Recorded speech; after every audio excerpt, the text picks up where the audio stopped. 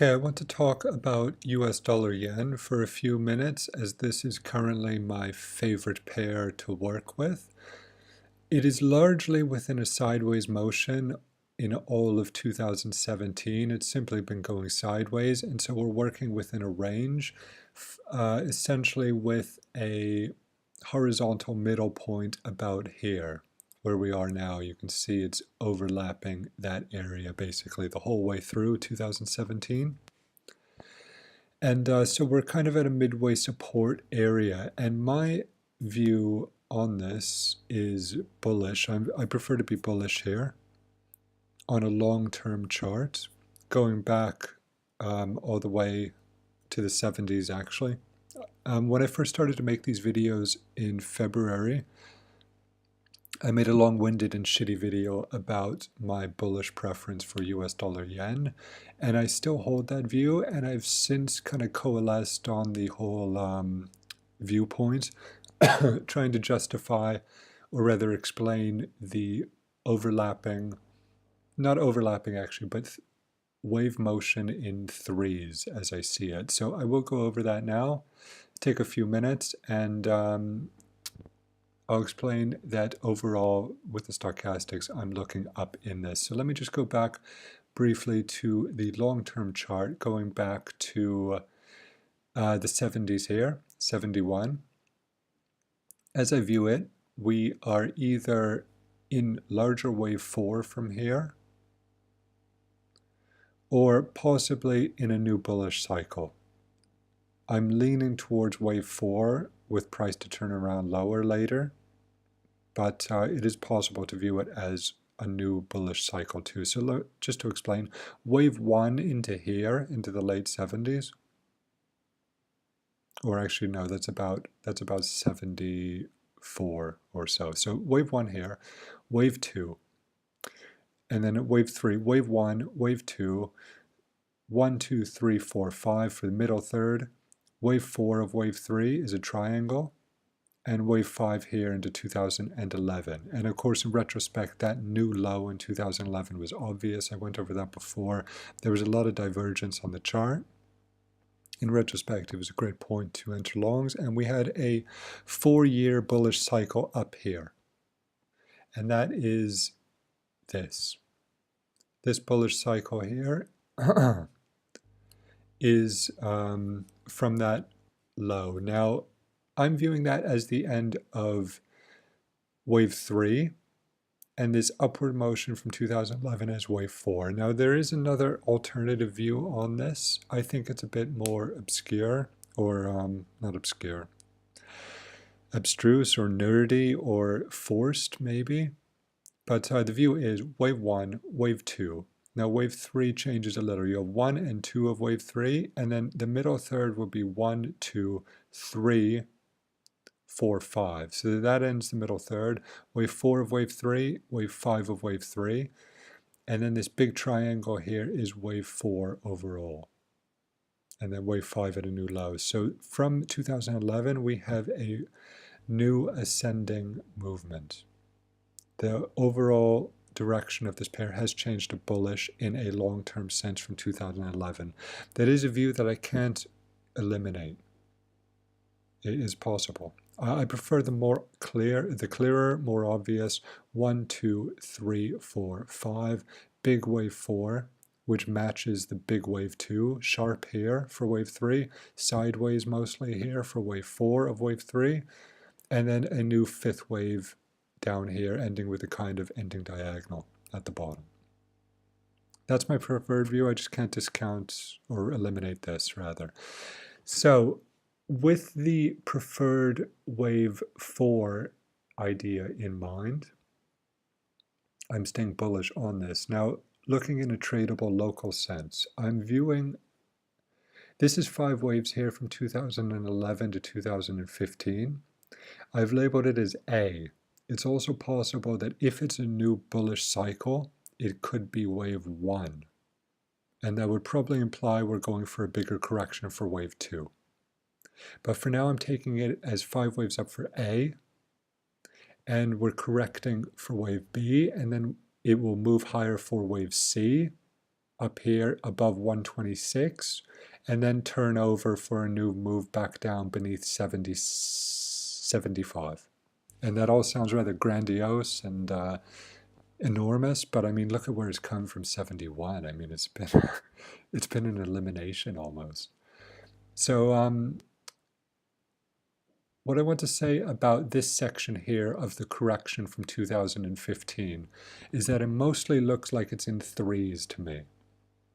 And the only way I can explain that is by imposing a triangular shape on it at this stage. This is a weekly chart, pardon me, a monthly chart. And if you look at this, it is possible to count this section here as 5 waves down on a monthly.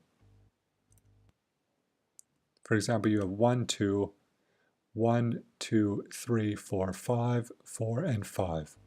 But if you move to a weekly chart of that section, it's not really possible to do that, in my opinion. There's a lot of overlap here, and it doesn't look quite right. 1, 2, 1, 2, 3, 4, 5, 4. You'd have to have a kind of like ugly flat. I don't think that would work given the sharpness of the B wave. And then down for 5. So I'm viewing this as corrective. I'm viewing this 2015 to 2000 and late 2016 after Brexit as corrective with a forced, exaggerated move down on the Brexit results in June 2016. So I'm viewing it as A, B, 1, 2, 3, 4, and a kind of wedge for 5 with a truncated end because of the exaggerated move on Brexit, which upended markets. So given that view, which I actually feel is not forced because it's hard to gauge things when there are kind of cataclysmic market events like Brexit. So I'm not going to view it as forced. I'm going to view it as 3 waves. And given that view of 3 waves here, I have to then figure out what this is. And to me, it partly depends on its origin. Does it originate from here, from Brexit? Because there was no future low made, or if we force a count into August 2016, does it originate from there, from a truncation? And whichever way I look at it, I'm viewing it as 3 waves, basically. If you take it from Brexit, it's kind of like 1, 2, 1, 2, 1, 2, 3, so a big 3-wave move. Or if you take it from the truncation, it's kind of like 1, 2, 3 into here, sharp correction, and then another move up for 3, basically. So actually, it doesn't really matter. I'm viewing this as 3 waves too. Sharp, but you know, those 3 waves can be sharp. It can be A, B, and 5 for C or so, or just sharp either way. There are tons of variations in corrections. That's what I've noticed. There are so many variations in corrections. And from there, this is a traditional obvious 3-wave count. 3 down, 3 up, 3 down. You have a kind of WXY pattern in there for 3 overall. And now we're coming up here. And this is again another 3-wave move here. If I go down to the daily, you can view it as a leading diagonal as well, but you can also view it simply as 1, 2, and 1, 2, and 3. That's partly a preference thing, I think. I cannot say either one is wrong. You can view it as a leading diagonal, view it as a 3-wave move. It's, in my opinion, bullish either way.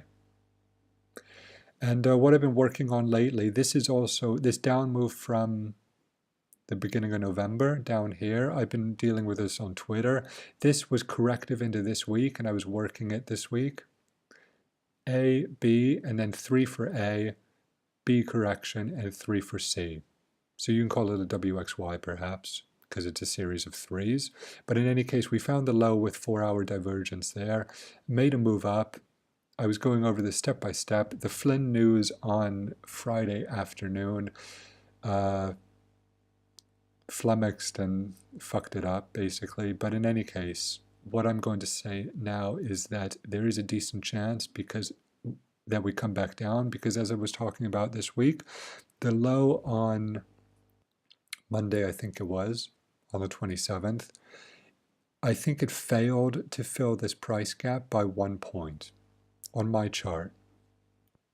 My price gap on this chart is 110.83 and the low was 110.84, so it missed it by about 1.5 points. And the Friday candle is like a hanging man, large and weak. So I can see a situation where we make a three-wave move here, fill the price gap, and then take off. That is probably my preferred move here. I'm not going to say anything actually. I'm just going to look at this as it appears locally on the 4-hour. But on the daily, it's probably looking at a bigger 3.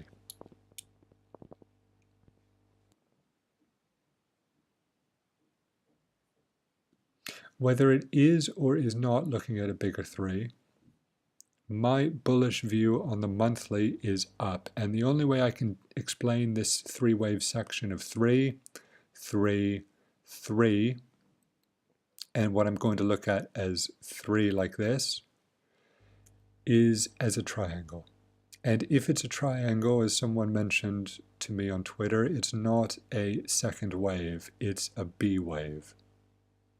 And a B wave would, my idea on this is that if it's a B wave, we see an end for wave D, which would need to be a bigger 3 probably, up to here or so beneath the B wave high, down for E, and then take off above 125 for wave C.